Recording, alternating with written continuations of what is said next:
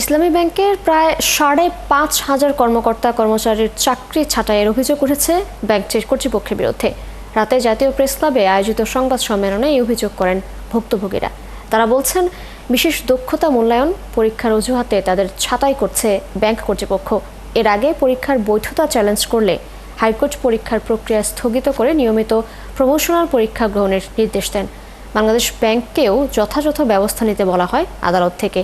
তাদের অভিযোগ, আদালতের নির্দেশ উপেক্ষা করে ২২ সেপ্টেম্বর নতুন করে পরীক্ষার তারিখ ঘোষণা করে কর্তৃপক্ষ।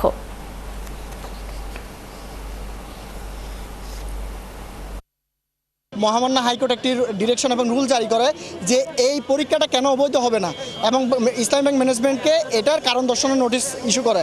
এবং মহামান্য আদালত হাইকোর্ট একটা ডিরেকশন দেন যে এই মর্মে যে এই ধরনের পার্মানেন্ট এমপ্লয়ি যারা পার্মানেন্ট এমপ্লয়ি ওদের এই ধরনের পরীক্ষা নেওয়ার কোনো সুযোগ নাই। এখানে ৫,৫০০ পার্মানেন্ট এমপ্লয়ির নাম আছে এবং এই প্রফেশনাল পরীক্ষার মাধ্যমে ওনারা আমাদের ৫,৫০০ কর্মকর্তার ছাঁটাইয়ের ওনারা একটা প্রক্রিয়া শুরু করেছেন।